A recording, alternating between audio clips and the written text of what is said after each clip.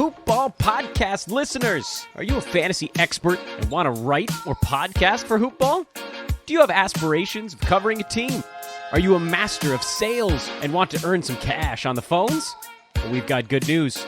Hoopball's recruiting. If you think you have what it takes, hit us up at Hoopball Fantasy on Twitter or by emailing teamhoopball@hoop-ball.com. Again, that's at Hoopball Fantasy on Twitter or emailing teamhoopball@hoop-ball.com.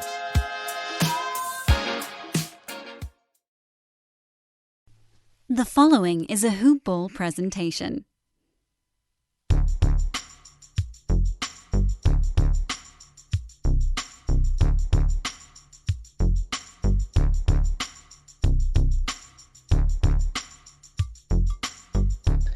Good morning, Hoopballers. How's everyone doing today?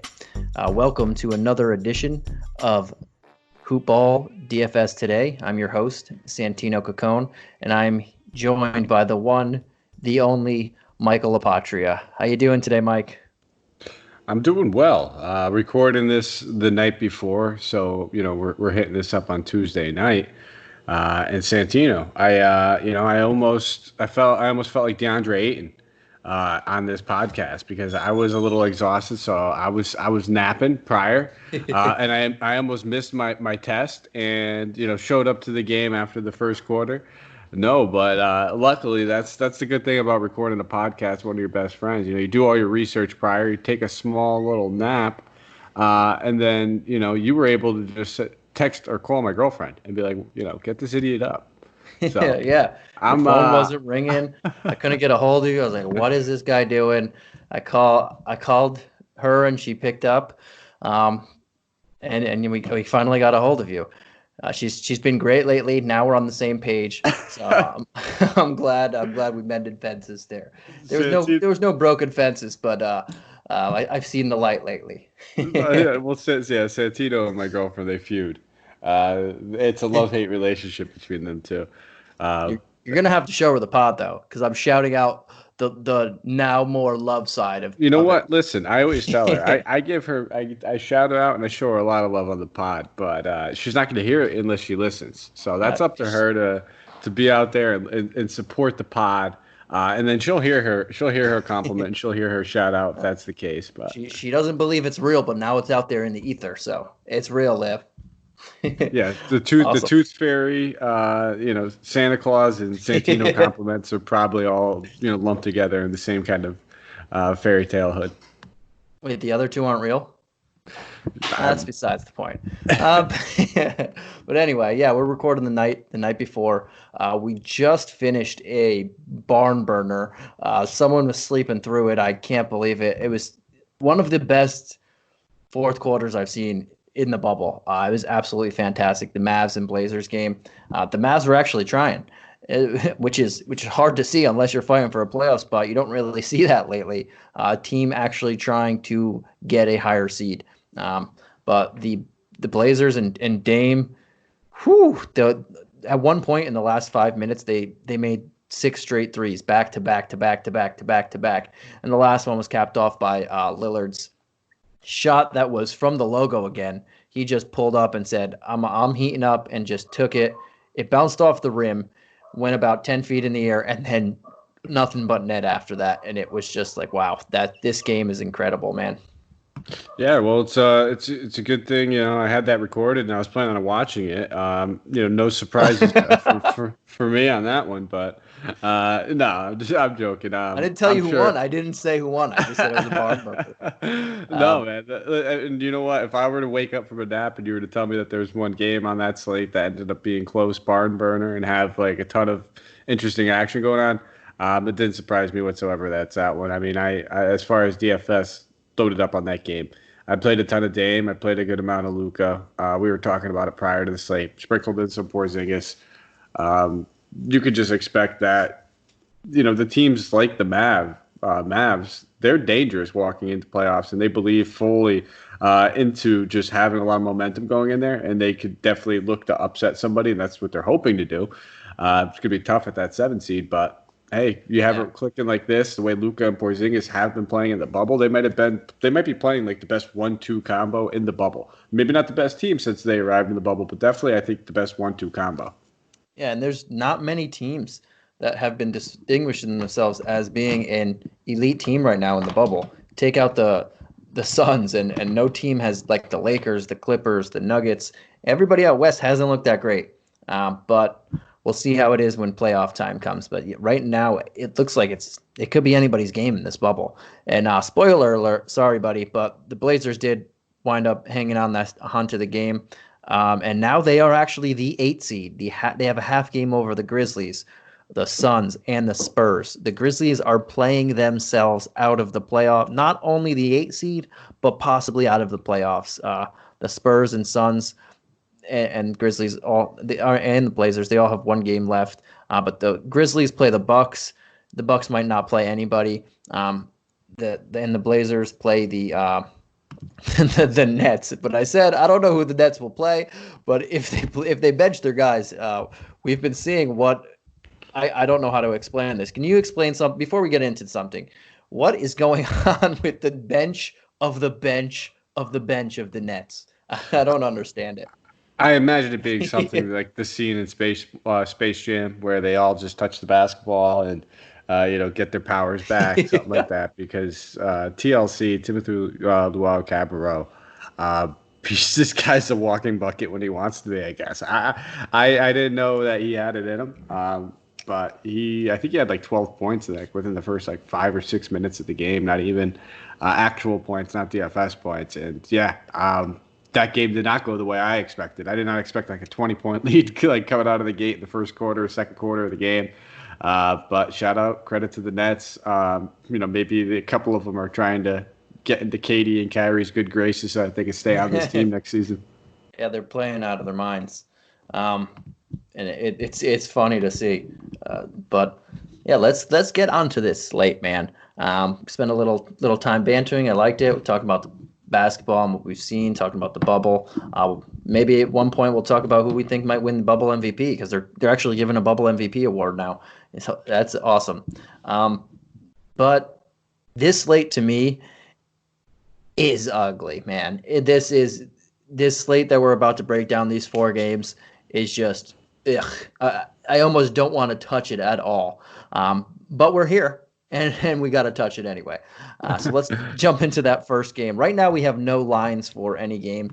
And I think this is going to be the theme until we get really close to game time, a lot closer, because Vegas doesn't know who's going to be in, who's going to be out, even if they release people in and out or questionable beforehand, as we saw with the Bucks, who just all of a sudden rested everybody and then unrested Giannis.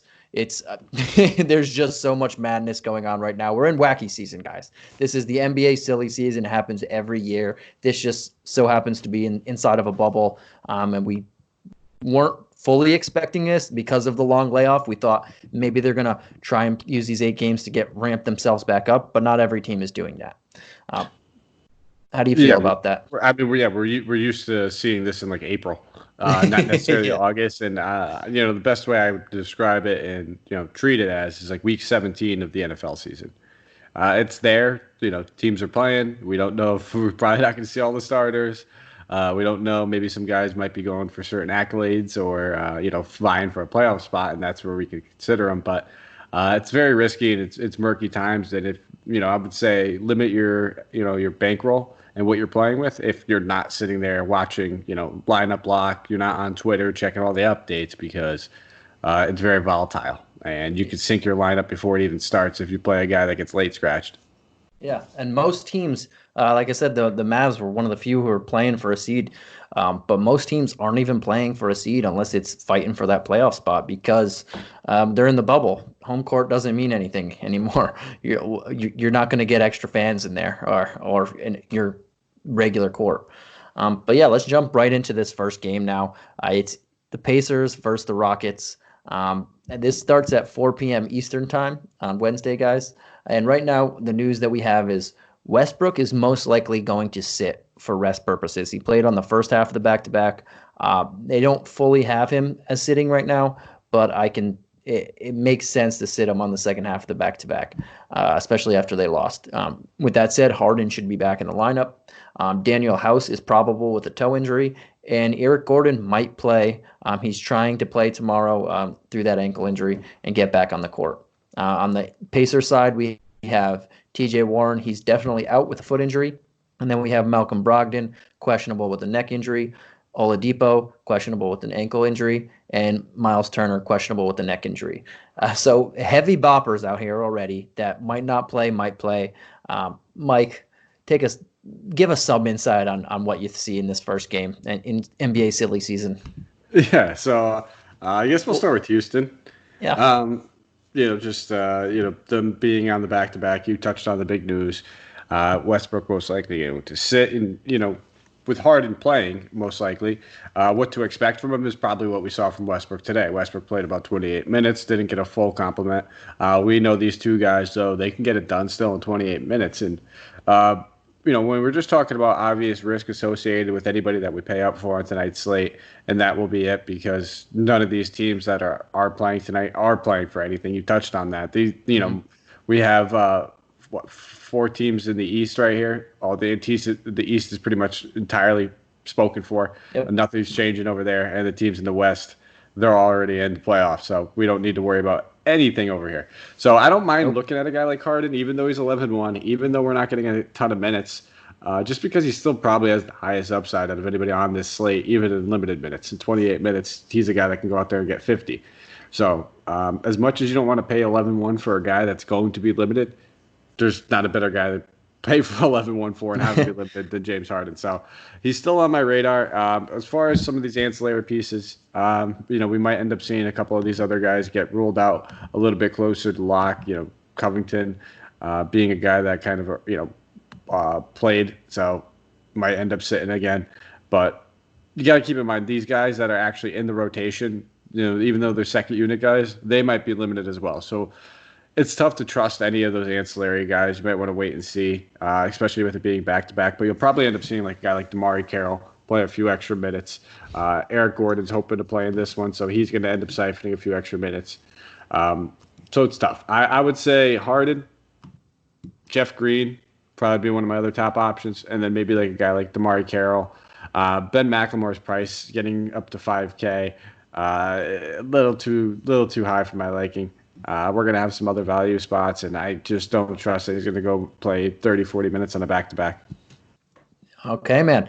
I like it. And you hit both I only have 2 people on Houston that I circled. And when I do get to lineup lock around 3:30 to 4 o'clock in Eastern time, I'm probably going to have to – everything's going to be scrambled, and I'm going to have extra money and play these people anyway. But Harden is one of 2 people you said are the guys I have, and one is Harden for every reason you mentioned. Everybody on this slate has risk associated with them with their minutes. So if I'm going to take that into account, and even at a 11-1 price tag, Harden is still the safest guy. If nobody plays over 30 minutes, I want Harden, just knowing that in 28 minutes he could still score 30 points against this team, and he could still do what only James Harden can do. And the other guy you mentioned is another guy I like is Jeff Green. I can't say I like him. I take that back. But 4,400, he might have a safe roll. And around that price tag, if I'm going to roll the dice, and they have a couple other people missing, he should see a decent amount of time. But again, it's really hard to trust anyone. Like you mentioned, McLemore and Austin Rivers is now 48. That's too high of a price for me, and they're probably going to have the same limitations. So I would look Green's way if I need a cheap value, and Harden's way because he has the safest floor of anybody, even on a minutes limit, which anybody could have in this wacky slate. Yeah, the only thing that stinks is that Jeff Green's center eligible only. So it's not a guy like that you for can just some throw reason. in I there. mean, he's been a power forward and a small forward pretty much his whole career. I don't know why he has center only eligibility, but thank you, DraftKings. And anybody over 6'5" on the Rockets, they just grant center eligibility to. It's the way it works over there. It's crazy. I feel like even when they leave, if they played center for like at least a minute and a half while on the Rockets, which if you play on the Rockets, even Austin Rivers, I'm sure logged at least a few minutes at center this season. You Hilariously, should get it. Hilariously, Kirill and Mbamote also have center eligibility. Kabakla has power forward and center, which I would assume Jeff Green's a forward. He's not a center, but yeah, exactly what you said. DraftKings has taken the small ball to the next level. They're not joking with it. And as far as anybody else that you're looking at on this team, real touch on real fast. If you're looking at any of those ancillary pieces like the Bahamute as well, yeah, if you're going to play him, this is the type of game that they would play. I wouldn't play a guy like Tyson Chandler, a veteran who's going to be limited, but I wouldn't be shocked if we see Carroll and Bahamute, maybe even Caboclo, like those guys like you just mentioned. I didn't touch on Caboclo, but he's another guy that I think he's a really good blowout, or not blowout, but like garbage time role. If he ends up playing 25 minutes, he's got some pretty decent upside. He can rack it up multiple different ways. Yeah. So let's jump on over to the Pacers, man. We know TJ Buckets is out. We know Sabonis is out, obviously, but we don't know quite yet the update on Brogdon, Turner, Oladipo. With how everything has been playing and how everything's going in this bubble, I'm just going to assume that none of them are going to play. They lost to the Heat, and if they play the Heat again, and that's pretty much their if they get to the 4 seed or 5 seed or drop to the 6 seed. But the 4 seed and 5 seed really don't matter. There's no home court advantage, so they're going to play each other regardless. So how do you see the Pacers? Let's start in the front court. Say Turner plays or Turner doesn't play. How do you see this playing out?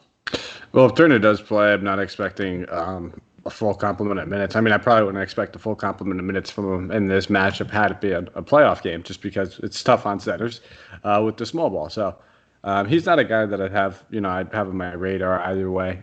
So if he sits, fantastic. If he plays, I just avoid him. But I'm kind of taking this game, like you said. I'm looking at it like with all the starters out, and if that's the case, the guys that we can expect, I think, to get some minutes.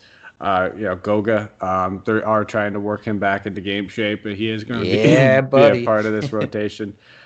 He does average a point per minute with all these starters off the floor with the second unit at 19.5 usage percentage. So I'd have some interest in Goga. I'd have some interest in your other boy, Dougie Buckets over there, Doug McDermott.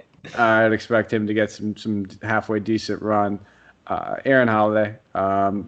He's a fixture of this rotation, so I wouldn't expect too much from him. He does play a big role. And then maybe a guy like, TJ Leaf or McConnell. But, those are the 4 guys I have on my radar for the most part. I'm not a huge Jakar Sampson guy. I think this matchup fits him. I just don't, love the usage that he walks around with. Basically nothing, 12.5% usage, averages 0.75 DK points per minute. So not a lot of upside involved there. So I like I said, I think I'd limit myself to those 4 guys. What about Justin Holiday? I don't mind Justin. Again, I kind of have him lumped in there with Aaron, where he is a pretty important part of this rotation. I mean, at the end of the day, if they walk in there with only 8 bodies and they do rule out five or 6 guys, everybody becomes into play. But yeah, sure. I guess we could consider Justin if we know that he's going to play. Yeah, I'm hoping we get clarity, and it's a good thing this is the first game, because once we get clarity, we know where to go. I'm looking at all the same people, man, but Justin as well, and a little bit of Jakar. I think the matchup is good, and like you said, if there's no bodies out there, he's going to have to get some run, and he can score down low. I don't think he's good, but if he's going to see 30 minutes at 3 minimum salary, that's pretty good. You can't pass that up. It's very hard. And what I would say is, and that's one thing I didn't do right there, is I didn't mention any pricing, and it's because I don't even think it matters. It doesn't. I mean, you could say a guy's like Harden's like 11, but realistically, you're going to have to play a couple 3K guys on this slate just to get. They're going to be the guys playing the most minutes. So like if all these guys are out and you're playing 2 of these starters, odds are you're probably going to have some cheap guys in another game as well. And you're going to end up leaving money on the table, I think, some way or form. You're going to have to really differentiate your lineup on a 4-game slate as well.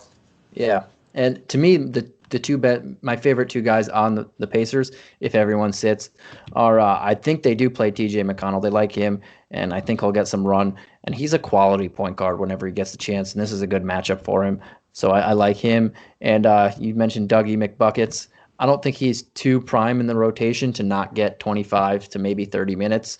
And this is a matchup that suits him very well. He might see some center time, and he can really shoot. So those two guys I like. Everybody else, you might have to just throw them in there anyway, like you said, if they're going to see the time and get the minutes and then try and pay for hopefully someone productive. But yeah, those are the two guys I like the most. But I'm looking at pretty much the whole lineup. This is where a lot of value comes in, even though we really don't need much value out here. Absolutely. This will probably be the value that everyone gravitates towards the most because we'll have the news. It's the first game, and it's the team with just about everybody in their starting lineup being questionable. Yeah. Okay, man. Let's bump it out down to the 6:30 p.m. Eastern game. The Raptors versus the Sixers. So on the Raptors, we have Ibaka questionable with the knee injury. Again, guys, we don't have any spreads or over-unders yet because there's just so much uncertainty. They're taking their sweet time in this. But yeah, Ibaka is questionable with the knee injury. I think Patrick McCaw is out. And on the Sixers side, Simmons, as we know, had knee surgery. He's not playing. Embiid, Harris, Horford, Josh Richardson all missed last game. They might play. They might not play. I would say if someone's going to play, it's definitely Josh Richardson. Tobias Harris and Al Horford closest to playing than Embiid because I just don't know if they want to risk Embiid. But Mike, let's throw it out to you. Let's throw it with the Sixers because this is the more challenging, questionable team. Where do you see the value in here? And well, it's tough starting because that front court. If Embiid's out, I think that that definitely obviously makes the biggest difference. But I don't imagine anybody in this front court plays more than 15 to 20 minutes. Serge Ibaka himself, like you said, questionable at the moment, dealing with a knee injury. That's going to limit him. Gasol until the minutes aren't going to rise until actually playoffs start. This guy's a veteran. And then you look at a guy like Chris Boucher. He's 4,600. He's coming off of a monster game. Where he put up about 52.75 DK points against Milwaukee. So Bobby Boucher. Yeah, there it is. I knew that was coming. I know my friend over there, buddy. Also, I thought we were going on the Sixers first. Dude. You just threw me a curveball with the Raptors. I thought you said the start. All right, well, we got to go back and listen. No, we're already on the Raptors. I could have swore you said Sixers front court, and I do apologize. But yeah, I did say Sixers. Oh, you know. Nap that you didn't fully wake up. I'm still kicking in. Actually, the funny thing is, I had a Red Bull, so I did have some Red Bull. I got the Red Bull right now. I drink way too much caffeine and Red Bull and coffee. It's ridiculous. I'm up usually at about 6:30, 6 o'clock every day for work, and then doing this pretty late as well. But no excuses, man.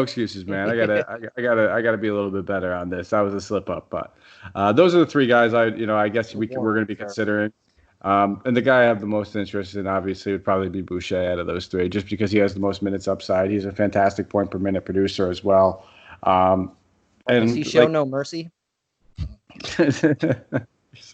You're terrible. And this isn't about the best matchup either. I get it defensively. The Sixers are normally pretty great. That's not why.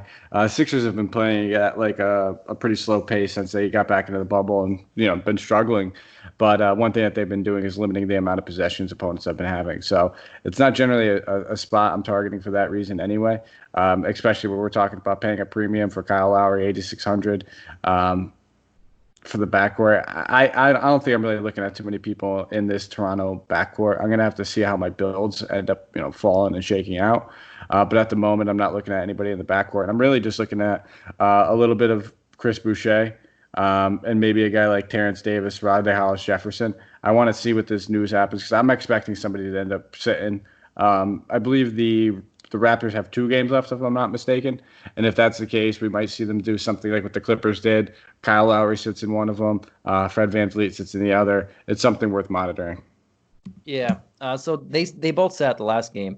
I'm not sure if they'll sit again, but we'll see. I think, to me, I'm looking at, if I'm going to pay up for someone, it would be Siakam instead of the backcourt guys.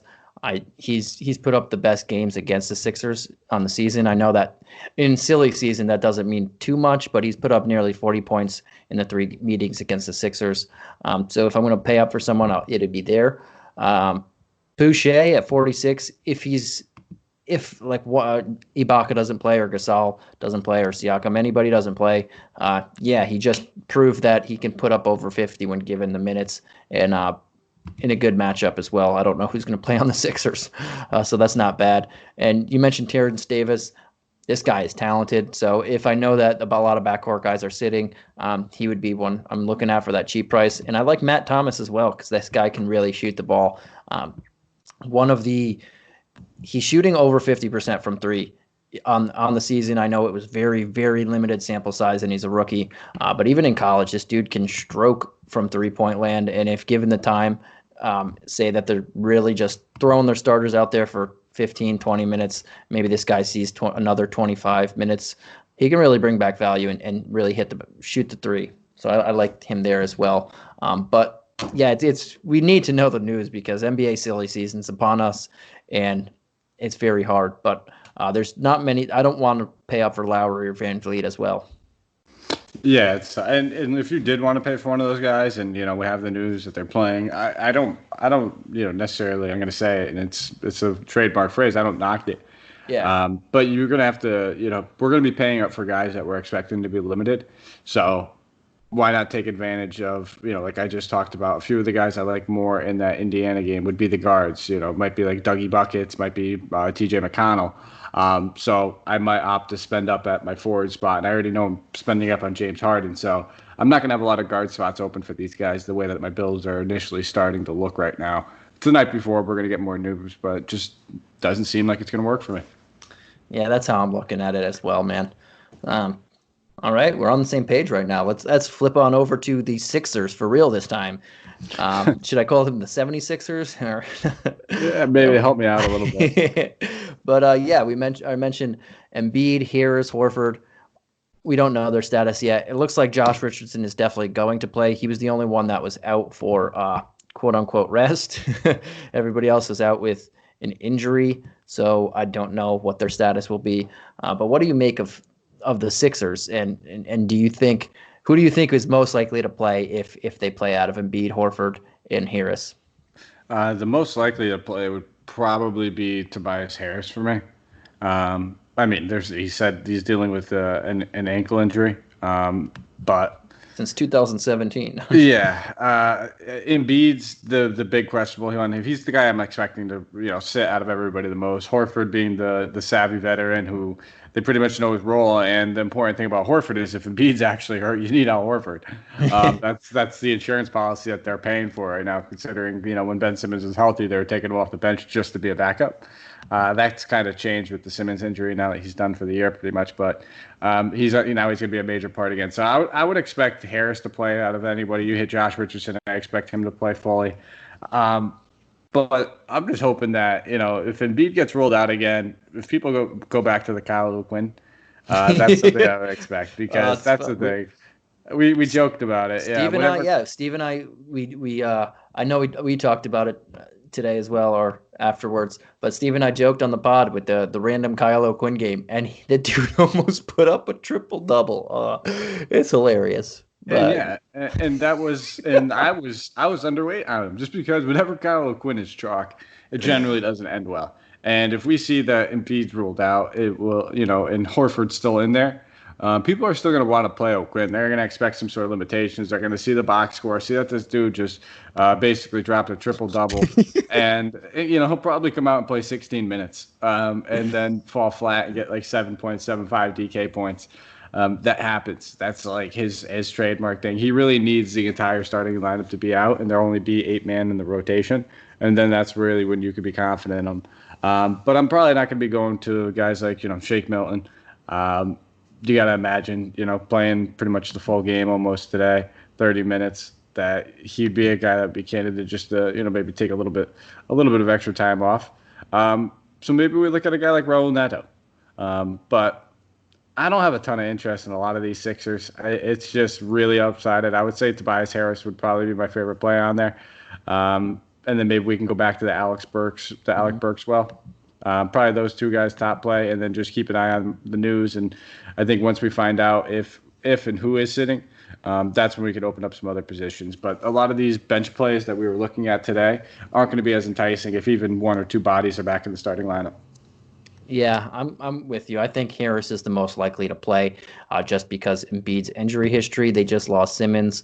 If he is really hurt, they're not going to push him through it. They're just going to wait for the playoffs.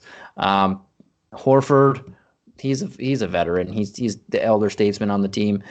If something is even a little ailing him, they're probably not going to push him as well. Harris, this ankle injury has been a thing since like 4 years ago. I don't think it's real. So if they want to play him, he's fully ready to play. But I'm not really looking at much here as well. I don't really trust Shake Milton. I don't know if he plays fully. I don't think Josh Richardson plays fully.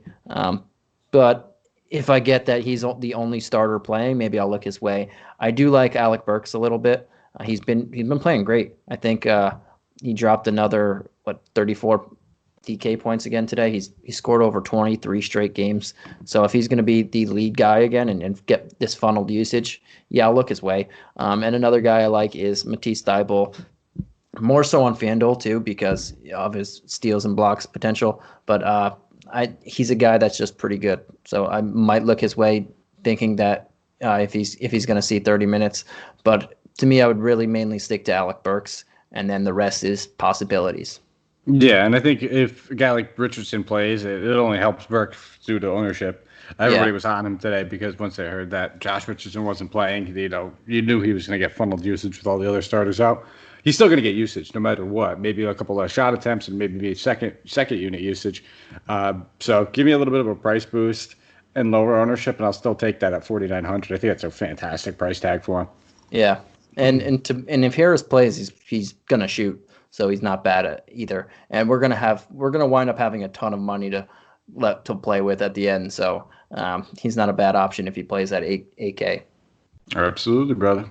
All right, man. Let's jump on over to the third game of the night. We're on the same page pretty much right now in this wacky Wednesday, I guess we can call it. That's really corny. Yes, I know. I'm bringing the can of corns out here, but this weird slate is doing it. Oh, weird slate, weird Wednesday. I got another one for you, buddy. But yeah, let's go to the 8 p.m. game, the Heat versus the Thunder. This is looking at the possibility of people playing. This might be the game where most people play. Then again, I could be way off. So the Heat have Kendrick Nunn questionable. He's in quarantine. He actually just returned on Tuesday, or don't know if I doubt he's going to be ready to play this. I would put him more as doubtful, but they have him as questionable right now. And Olynyk is probable with a thumb injury. That's it for the Heat. We saw Jimmy Butler and Goran Dragic get return. And the Thunder have Schroeder questionable. He also just returned to the bubble. Doubt he's going to be cleared in time for this game. Steven Adams has missed a couple games with a leg injury. Nerlens Noel missed with an ankle injury. Shai with a quote-unquote calf injury. And Gallo with a quote-unquote ankle injury. Adams and Noel, Schroeder is definitely, I don't think he's going to be ready to get cleared. Adams and Noel are questionable for me. Shai and Gallo is just the team want to play them. And maybe since Shai missed last game in Gallo, maybe they flip it to Chris Paul missing this game. But let's start with the Heat. Who do you like in the Heat, since they are pretty much healthy besides Kendrick Nunn not being able to play yet? Yeah. Actually, I think you're cutting in a little bit. My bad. No, you're good. I caught it. It was just towards the end a little bit. Jimmy Butler, I think, is everyone's favorite, starting option. Played well in that game against Indiana. Limited minutes. He only played about 29 minutes, but he put up 50 DK points. And that was also a little bit of that grudge narrative. Him and TJ Warren had some beef earlier on. And they were saying, don't forget, they had that game basically circled on both their calendars. And Butler outperformed him vastly. So I think that was a little extra motivation in that game. I don't mind looking at Butler, but keep in mind he was nursing a little bit of a foot injury, and he did miss 2 games. And last game against the Pacers was his first game back after missing a few. So I wouldn't expect it or anticipate him to play a heavy workload. So you're going to get a little bit of limited. I would probably say 25 to 28 minutes, but if we're looking at 28 minutes, I don't mind that. I'd probably pass on Adebayo.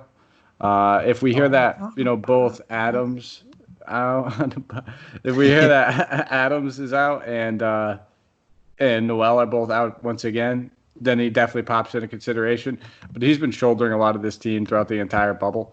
And, I could definitely see him using a day off for rest or at least getting his workload limited just to make sure that he's fresh come time. And without none, Goran Dragic's also an excellent play, even in limited minutes, which we pretty much can expect it from him more often than not. I think he only had one game since he's been in the bubble where he's played 30 minutes or more.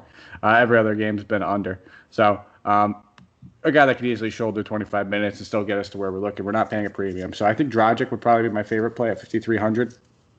And then if we do hear that Olynyk's out, Myers Leonard and Derek Jones Jr. would probably see a few extra minutes, but we would need Bam out as well for me to have like a ton of interest in those guys. So for me, it's Goran Dragic, maybe sprinkling a tiny bit of Jimmy Butler. Technically, you're going James. by governments today. Yeah, and I wouldn't mind a little Jay Crowder. He's been balling out as well. 5,100. Hasn't been shy shooting the three, and he's been shooting it at like almost an elite clip. 4 for 6, 4 for 5, 4 for 6 over the last 3 games. So another guy that's definitely on my radar. Yeah. To me, I'm looking at Butler's way, 7,800. That's not bad, and I think he does play close to 30 minutes, probably not exceed it, maybe 28. So I don't mind that. The Adebayo sauce, the spicy Adebayo sauce. I don't mind it, but I don't, like you said, I think he could sit a game too. He hasn't set a game yet. He came to camp late because of quarantine and everything, and he had COVID. So I think at some point he's got to miss something. So they only have 2 games left. They're pretty much locked into that 4-5 battle seed. So they can rest him here, and I see that coming. If it's not this game, it's the next game. I do like Dragic as well. He's for a 53 and even without that, he has hit value and Nunn's not playing. He's much better when Nunn's not there because he is the primary point guard. When they're both there, they kind of, and then when they're both on the court at the same time, sometimes that they kind of split the ball handling duties a little bit, and it kind of saps Dragic's usage, and I'm not huge on it. But I actually do like Kelly Olynyk a little bit as well. It's not a bad price tag, and if he's ready to play, and we expect, and Bam Adebayo misses, then I mean, they're probably going to throw him there. They don't really have too many bigs to go against. Well, we don't know about the Thunder yet, so that's other news that we got to think. But I do like Olynyk in this matchup, and I'm looking at him. He's one of another guys that I'm looking at. Not too many people later, depending on what news we get. Yeah, the only thing I'm worried about with Olynyk is that his thumb's actually like bruised, so he's actually injured, and that might play into the account where maybe we'll limit him because he's actually hurt. But if he's playing, That's I true. think it's a great matchup. I think he'll really take advantage of Gallinari in the start. I mean, Gallinari plays little to no defense. Yeah, and that's true. With the little injury, they might just limit him as well, which we've been seeing a lot of. But let's flip it on over to the Thunder. We know Schroeder's out. Adams, Noel are pretty much questionable, and Shai and Gallo should be ready to go when they want. But Chris Paul might be getting that treatment since Shai and everybody else got the treatment last game, so that's something to keep an eye on. But who do you like on this Thunder side? Yeah, so you led off, and I think my favorite play might be Gallo. 6,200 is what we're used to paying for Gallo, anywhere between that 58 to 62, and we're used to paying for Gallo being limited minutes anyway. This guy hasn't played more than 30 minutes in the bubble, so the most he's played in the bubble so far was against Denver, and it was 29 minutes. And he generally gets pretty close to the value of close to the 5X, so he's right around that 30-point mark.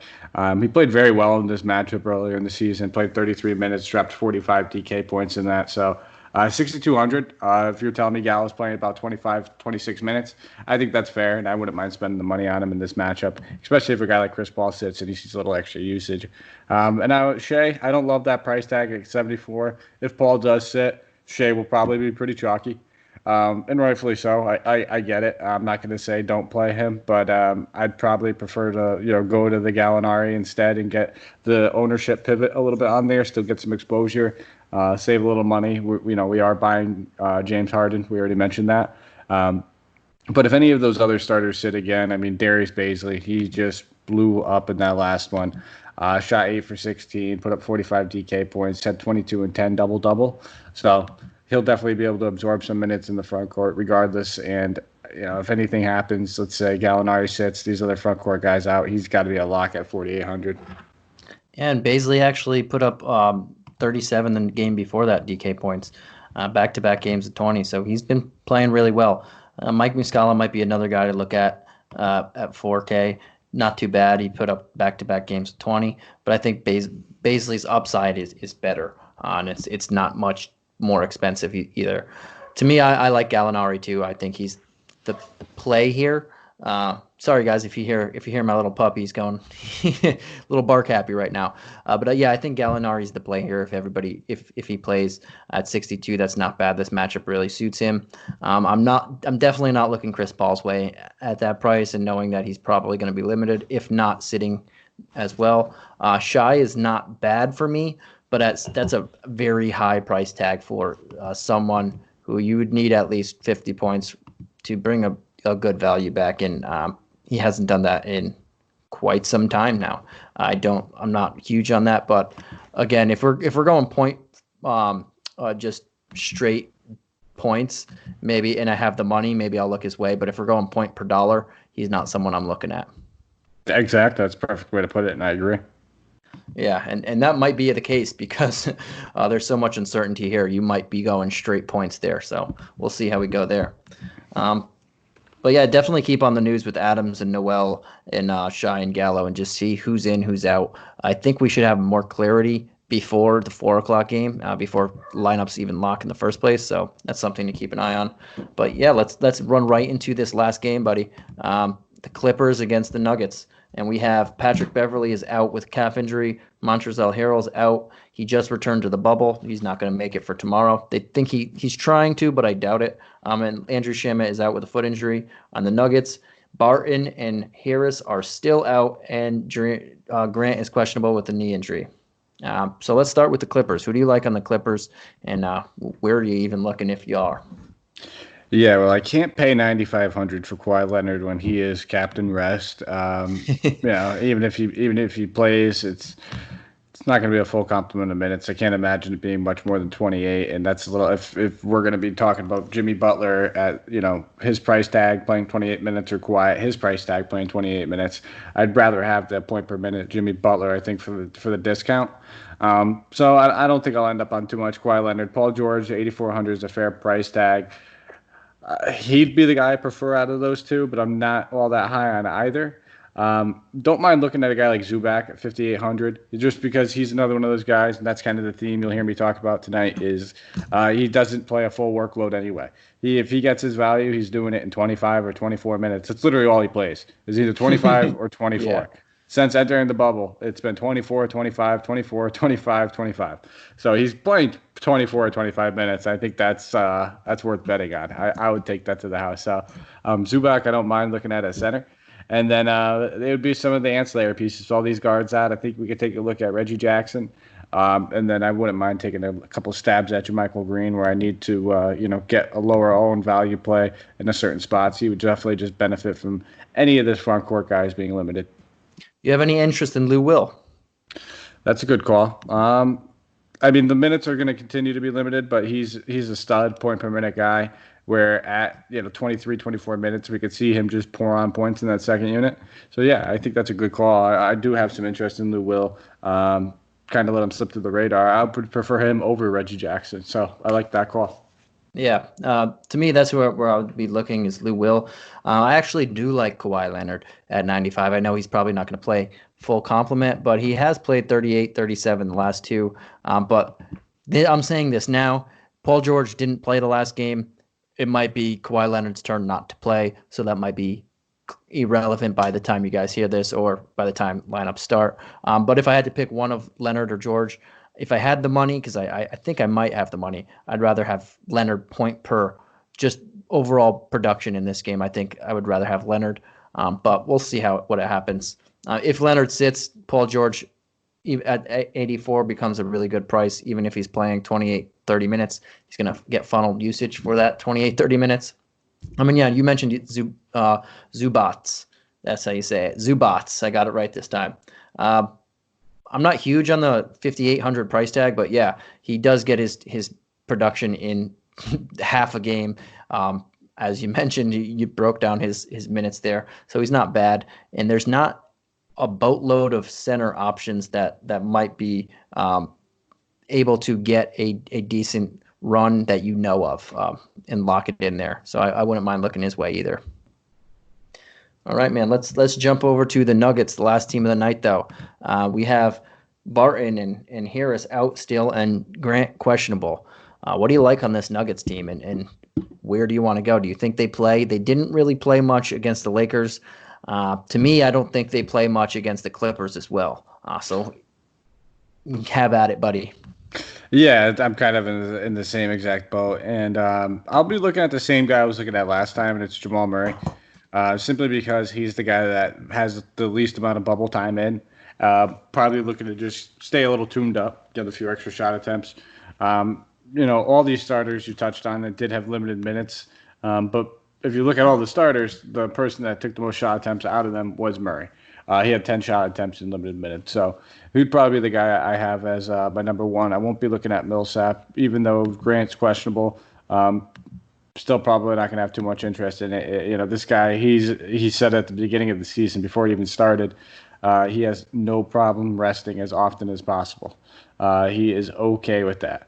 So it would really just be Murray, and I wouldn't mind having a little interest in a guy like Plumlee. I got another guy. He's a great points per minute guy. If you're telling me he's going to get somewhere minutes in the mid-20s, I have some interest. The matchup suits him, so I could definitely see him. And do we talk about PJ Dozier? Leading. Wait a second. We'll get there. I do want to back you up and say I do like Jamal Murray. That's the one out of the people that you pay up for on the Nuggets. He's the one guy I'd pay up for. I think, like as you mentioned, he only has 2 games in this bubble. They want to get him going right before the playoffs, so he's going to get funneled the shots. Jokic, I just can't pay up for, knowing that he's not going to play a full complement of minutes, and a lot of times he's very passive, and I think he wants to be passive and let Murray get back into the groove of things, kind of like how he let Michael Porter Jr. get his supreme confidence going. So I can't touch him. And speaking of Michael Porter Jr., yeah, I can't as well, just because they want this guy healthy for the playoffs. For me, it's Murray. And then, yeah, let's touch on these low guys. You mentioned Dozier, and then there's one guy right under him in the price tag that I also like. But go hit your Dozier guy, man, bud. That's my new nickname, man, bud. I'm just he's been playing solid minutes in the bubble so far. I mean, 3 out of the past 4 games, he's got 20+ minutes. And in those games, he's got double-digit scoring. So I don't mind taking a look at him. I hope that he gets overlooked a little bit. A lot of people might go to Monte Morris, but I think that when you're just talking about any garbage time run, anything like that, this kid's got a decent opportunity to put up 25 to 30 points. And with all that value that we're going to have spinning around in the first game, I doubt he draws a lot of attention. I think people are just going to go with the sure thing that they have right there ready in front of them, right at the lock time. So I don't expect him to draw a lot of ownership compared to a lot of those other guys. So he's definitely one of my top options when I'm looking at the Nuggets, and I prefer him at his price tag over guys that are in the starting lineup. Yeah, I'm with you. I like the PJ Dozier. He's actually, if you guys watched him in the G League the last couple of years, he was awesome in the G League. I believe he averaged over 20 points the last 2 years and nearly 7 and 7 in rebounds and assists, with a block, or nearly a block and a steal. And I believe he upped that to like nearly 8 and 7 with 20 points, over 20 points, somewhere in those range. But this guy's been balling. They talked about his skill set for a while. He just doesn't have, just like a lot of people, like Porter Jr. didn't have it. People have skill sets, but this Nuggets team is just so deep that you just can't find the time a lot of times. They traded people away, and people still can't find time. But I don't mind. I like him at 3,500, and I think he's going to play pretty good amount of minutes as well. especially if they go with what they did last game against the Lakers. They're not going to show the two big teams that they think that they're going to have to go through their looks there. So I like Dozier there. And then another guy I don't mind looking at right now is Bol, man, at 3,400. He's finally gotten some run the last two games, 25 minutes and 21 minutes. I think that happens again, at least 20 to maybe 30 minutes. And this guy is just a freak talent. If you watch the scrimmage games before the bubble started, everybody knows what this guy is capable of doing if he gets the minutes and the time. And he's just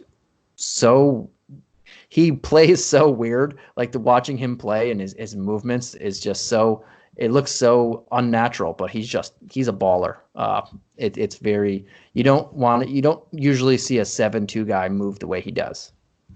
I'm impressed by his passing. That's one thing that we all know he had a good 3-point shot and he can block anything that comes in within 20 feet of the basket. But his passing ability, a couple of those full court passes, those fast break passes, one handers, looks like he's just gunning it. I think he had a nice one. Last game was it? But that's been impressive, man. This guy's got a couple little tools up his sleeve, a couple different packages that he can roll out. So I don't know if I have a ton of interest in him at like 20 minutes. I think I'd prefer Dozier. But if we hear anybody else sit, and I think that would be it. If when Michael Porter Jr., Jokic, Millsap, one of those guys were to sit out, we'd be looking at him seeing mid-20s minutes, and at that point, I have some decent interest in him. Right now, I think it's more or less high teens, low 20s. Yeah, you mentioned his passing. His handles are awesome too for a guy that size and that length, just length. He's just incredible. But yeah, it's crazy when you think about it. Him dribbling at his waist is like at the top of my head. Yeah, it really is. It's crazy. Stealing with my head. Besides Murray, those are the two guys I like on this team, though. Just cheap guys that can produce if given the time. Some of these other guys we've been mentioning, even with the time, they might not produce, but these guys actually have talent. So if they get the time, I'm more confident in them. Mm-hmm. Makes sense. So that's it for this Wacky Wednesday slate. Do you have anything else that you want to say before we head on out of here?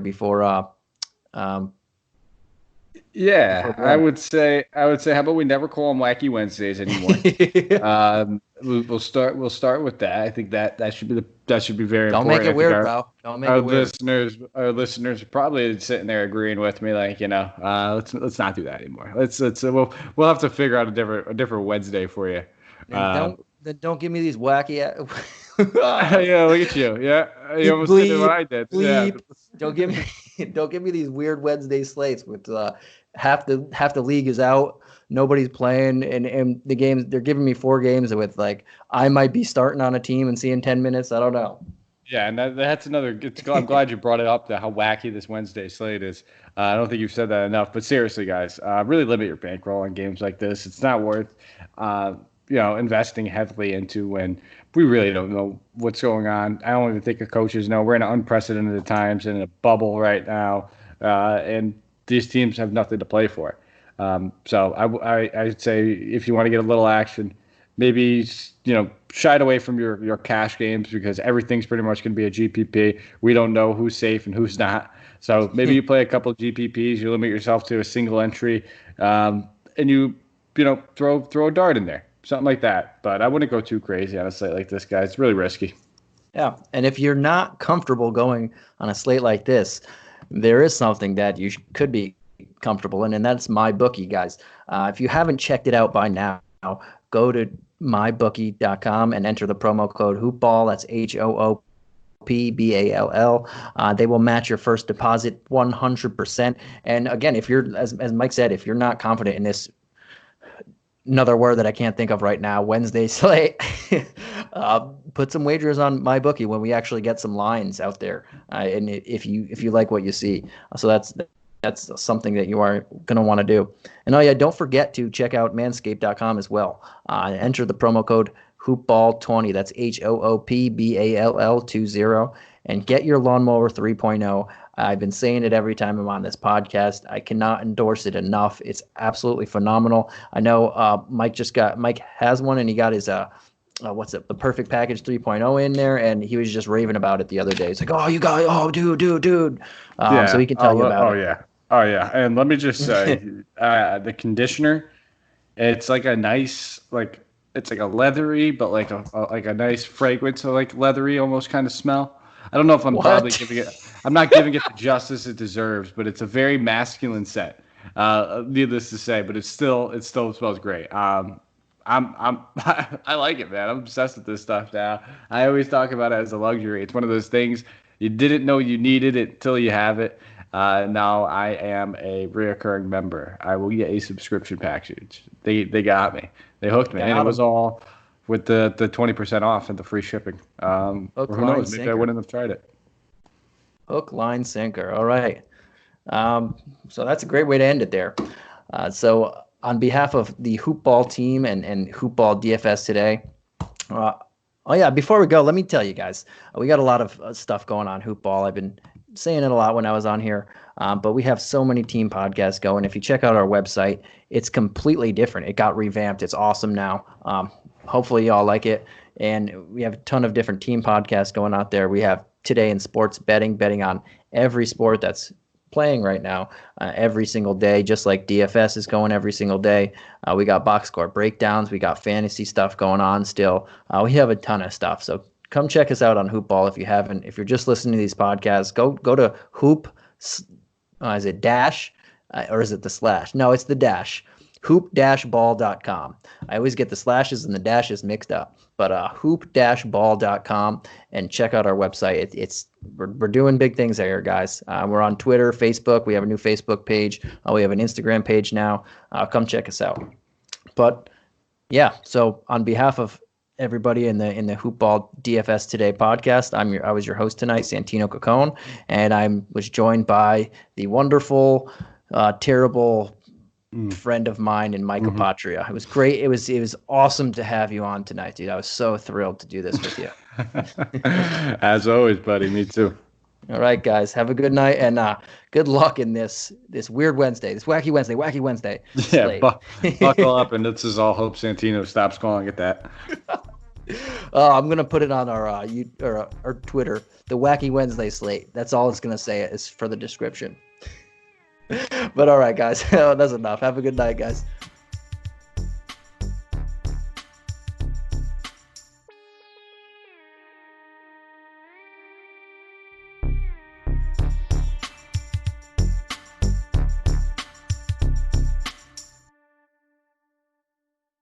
This has been a Hoop Ball presentation.